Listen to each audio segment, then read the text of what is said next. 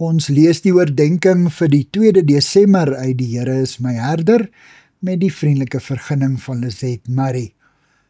Die opskrif by vanoggend se gedeelte is my etiket.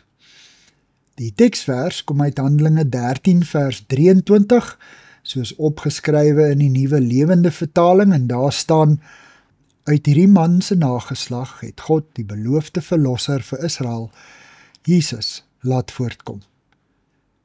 Indien hy sou wou, kon Jesus daarop roem dat hy uit die beroemdste koning van Israel se nageslag kom. Dit sou die etiket om sy nek kon wees waarmee hy mense beïndruk of die hoogvaardige fariseërs stil maak.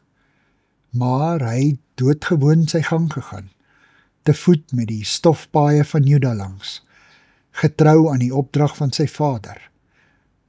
Soms roem ons op ons godvreesende voorgeslagte, asof ons redding uit onsself kom. Ons vergeet dat dit 'n gawe van God is. Indien ons voorouers God liefgehad het, plaas dit ons in die bevoorregte posisie om hom van kleins af as Vader te geleer ken het. Dit plaas egter ook 'n verantwoordelikheid op ons om die geskenk van verlossing te deel, sonder meerderwaardigheid.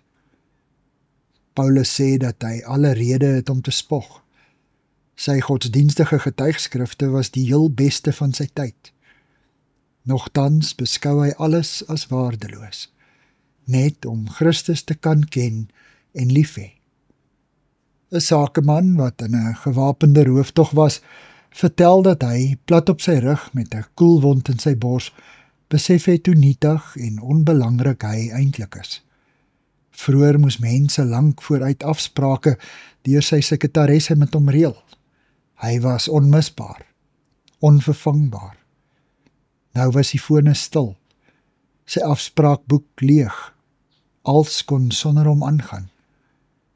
My etiket en titel is nie ek nie. Ek is nie in die eerste plek 'n bestuurder, of 'n dokter, of 'n vrou van 'n vooraanstaande persoon, of 'n ma nie. Ek is net ek, kind van God, en nes ek is. Here, dankie dat U my liefhet sonder enige getuigskrif. Amen. Dankie vir die saamkuier. Ek deel Lizet se kontak en webblad besonderhede in die inligtingsparagraaf van hierdie voorlesing.